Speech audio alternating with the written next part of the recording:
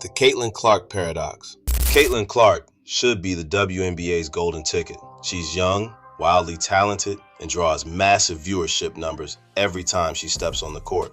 But instead of being embraced, she's being targeted by players, by coaches, even by the league itself. From hard fouls to thinly veiled shade in press conferences, Clark isn't just being challenged on the court, she's being iced out off it. This isn't just rookie hazing, it's resentment wrapped in professionalism. And the question on everyone's mind is simple. Why does the WNBA seem to hate Caitlin Clark? Let's break it down. The tension around Caitlin Clark isn't just about what she does, it's about what she represents. In a league that's long struggled for attention, revenue, and mainstream respect, here comes a young player with a built-in audience, sponsors knocking, and networks eager to broadcast her every move. It's not just rare, it's historic. And yet, instead of the league riding the wave, it's as if they resent the fact that the wave didn't come from them. The WNBA didn't create Caitlin Clark's popularity, and maybe that's the real issue. Let's start with the obvious. Caitlin is taking hits. Recently, she was poked in the eye and then body slammed in a separate play.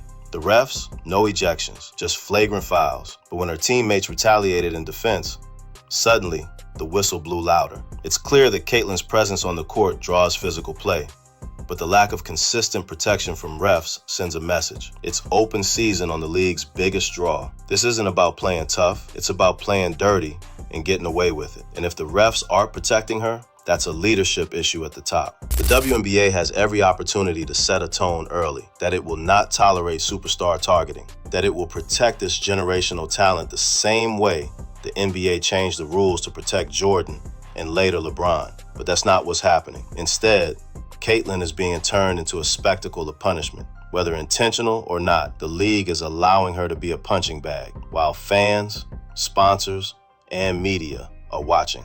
Many people try to write this off as a race issue, but the truth is, it's deeper.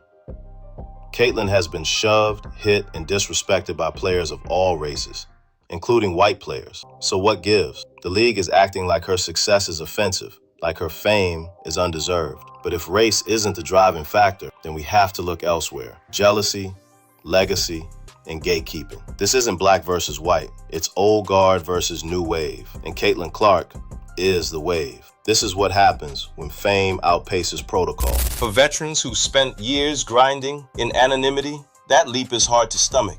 But it's not Caitlin's fault that she did what no one else before her could: captivate the country. 3. Legends are leading the Shade Parade. You'd expect legends to embrace rising talent, but not here.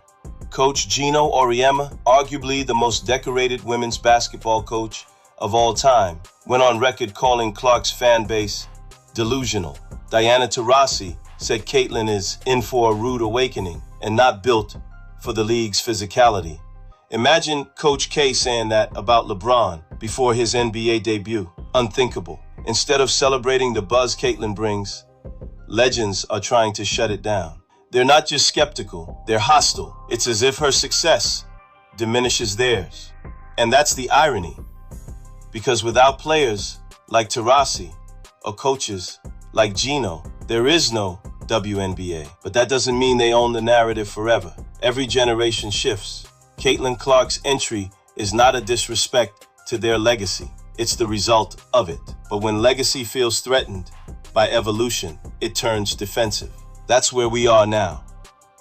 The legends circling the wagons instead of passing the torch. 4. The WNBA doesn't want to face, especially this one. In the NBA, we celebrate the next big thing. Is it Luka? Is it Ant? Could it be Wemby? Everyone wants to know. But in the WNBA, the league was handed a Steph Curry-level media magnet in Caitlin Clark, and they flinched. Instead of building around her, they're acting like they don't need her. The NBA doesn't even need a face right now, yet they still chase one. The W does need a face, and they're trying to pretend they don't. It almost feels like the WNBA is scared of dependence. Like if they admit Caitlin is carrying the league, it somehow weakens the team-first ethos they've built for years. But every successful league has its stars. MJ, Serena, Brady. There's no shame in having a face. The shame is pretending you don't have one when the world's already watching. 5. The commissioner barely mentions her. Here's where it gets wild. Commissioner Kathy Engelbert wrote a whole article about the WNBA's historic growth last year. Viewership up, attendance up, and barely mentioned Caitlin Clark. When she does mention her, it's only to lump her in with Angel Reese and Cameron Brink. No acknowledgement of who truly drove those numbers. Instead, she credits 16.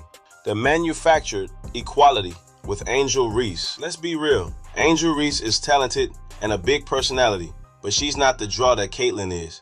Yet the league props her up as an equal to protect this narrative. When fans call Reese over hyper dramatic, it's not just personal, it's because she's been positioned as something she isn't. Meanwhile, Caitlin gets booed for just existing. Reese herself has repeated the narrative that she's just as responsible for women's basketball blowing up, but facts are stubborn things. Without Caitlin, we wouldn't even be talking about Angel Reese. And honestly, that's not even shade to Angel. She's playing her role well. But the WNBA is afraid of imbalance, of appearing to crown one woman over the rest. So instead, they fake parity, but fans can smell it. The numbers speak louder than PR spin, and the numbers scream, this is Caitlin's moment. Number 7, the Caitlin Clark effect on ratings and ticket sales. The numbers don't lie. When Caitlin was injured, WNBA ratings dropped 55%. Ticket prices for a game featuring her opponent team dropped from nearly $400 to under $10 once fans realized she wasn't playing. This isn't hype, it's business. Clark is a one-woman economy, yet somehow, the league still resists giving her full credit. Imagine if the NBA treated LeBron this way in 2003. It's unthinkable. This is what leagues dream about, a player who moves markets. Entire arenas fill because she's in the building. Broadcasters change schedules. Merch flies off the shelves. These are intangibles, they're impact. And if the WNBA refuses to capitalize, they're not just hurting Caitlin, they're hurting the entire sport. Number 8, she's actually that good. Here's the kicker. Caitlin is living up to the hype. She's already an all-star, rookie of the year, and made all WNBA in year 1. In her first game back from injury, she dropped 32 points, 9 assists, and 8 rebounds against the best team in the league. She hit 3 straight Steph Curry range threes and drew elite-level defensive schemes. Breanna Stewart literally laughed after one of her shots. What else could she do? This isn't a fluke. Caitlin's that good, and some players can't stand it. Talent is supposed to shut people up, but Caitlin's performance only seems to make the hate louder, for now, because it's harder to deny someone when the box score screams dominance. She's not just holding her own, she's rewriting expectations, and that scares people who didn't expect the league's future to arrive wearing number 22. Number 9, the age gap jealousy is real. At just 22 years old, Caitlin was declared the face of the league before she played a single game. That doesn't sit well with veterans who've been grinding for over a decade. Players like Cheryl Swoops and Diana Taurasi built the league brick by brick, and here comes a rookie getting more attention in a week than they got in a season. But this isn't new. It happened with LeBron too. Teammates doubted him, opponents sneered, and then they watched him rise. Caitlin's just in the middle of that same movie. We've seen this story before. The media anoints a young star and the vets get salty. It's human nature, but that resentment fades when the player proves they can carry the weight. LeBron did it. Steph did it. Caitlin, she's already doing it. All she needs is time. Number 10, hate turns to respect eventually. There's a pattern in sports. First they ignore you, then they mock you, then they try to break you, and finally, they respect you. Steph Curry was doubted until he changed the game. LeBron was clowned until he won it all. Caitlin Clark is next in line.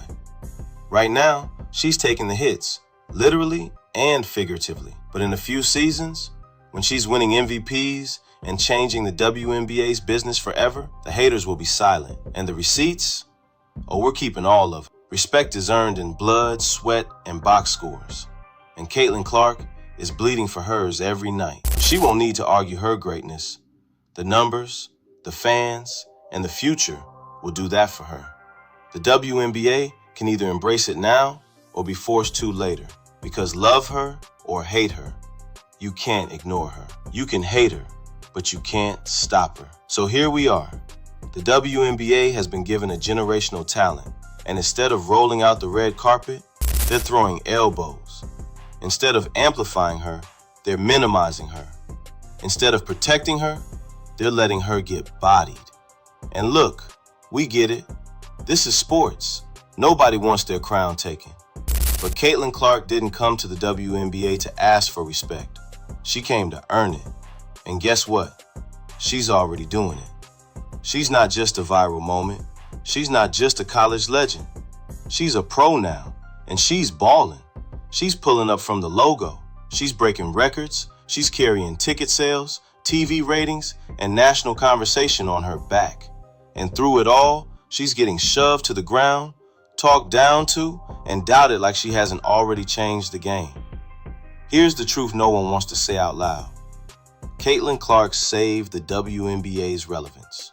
And if the league is smart, they'll stop resisting and start building. Because history doesn't wait for permission. It moves with or without you. And right now, it's moving in number 22's direction. Whether the league wants her or not, Caitlin Clark is the moment. The longer they fight it, the more they risk fumbling the biggest star the WNBA has ever had. So let the haters talk. Let the vets throw shade. Let the elbows fly.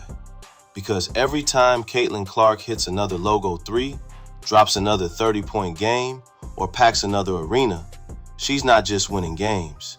She's proving a point. You can doubt her, you can hate her. Should the league be doing more to support its most valuable star? Don't forget to like, subscribe, and turn on those notifications because we're diving deeper every week into the drama, business, and brilliance of basketball. This isn't just content, it's a conversation.